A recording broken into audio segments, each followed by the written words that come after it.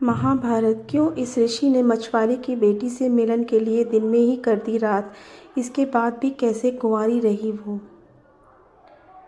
महाभारत में ऋषि मुनियों से जुड़ी कई अनोखी कथाएं हैं, लेकिन यह एक कथा ऐसी भी है जब एक ऋषि ने अपनी कामग्नि के लिए दिन में ही रात कर दी थी। यही कथा महाभारत के जन्म की भी कहानी है। महाभारत में कई ऐसी कहानियाँ हैं जिन्हें आज के समय में समझना या उसके पीछे के विज्ञान को समझना आसान नहीं है।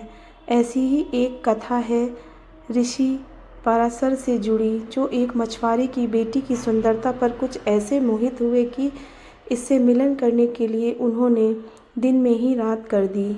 इतना ही नहीं, इस कन्या के सौंदर्य पर वह कुछ ऐसे मोहित हुए कि उसने सत्संग करने के बाद भी उसे फिर से कुंवारी होने का वरदान दे डाला।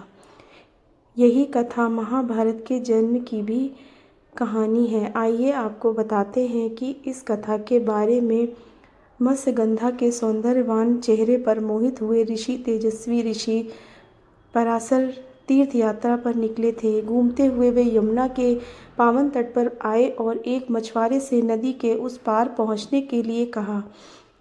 वह मछुआरा उस समय खाना खा रहा था, तो उसने अपनी पुत्री मत्स्यगंधा से मुनि को नदी पार कराने को कहा। मत्स्यगंधा मुनि को नौका से नदी पार कराने लगी। जैसे ही मुनि पराशर की नज़र मत्स्यगंधा के सौंदर्यवान चेहरे पर पड़ी तो उनके मन में काम जाग उठा और उन्होंने अपनी कामना मत्स्यगंधा के सामने रखी। मत्स्यगंधा ने सोचा, ऐसे मैंने मुनि की इच्छा के विरुद्ध कुछ कार्य किया तो ये मुझे शाप दे सकते हैं। इसलिए उसने चतुराई से कहा कि हे मुनि, मेरे शरीर से तो मछली की दुर्गंध निकला करती है।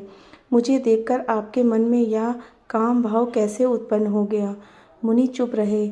तब मत्स्यगंधा ने कहा, मुनिवर, मैं दुर्गंधा हूँ, दोनों समान रूप वाले हो, तभी संयोग होने पर सुख मिलता है।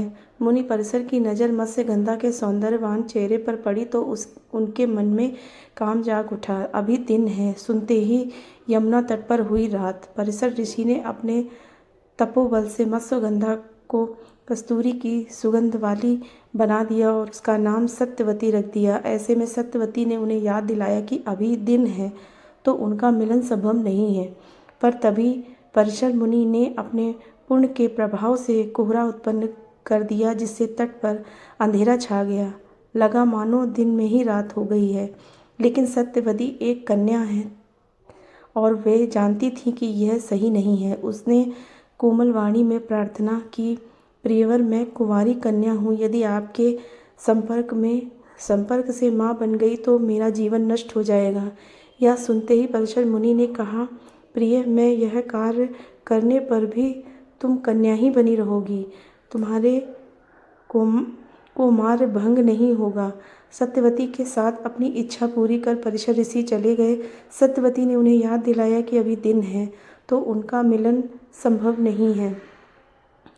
महर्षि वेद व्यास और महाभारत का जन्म।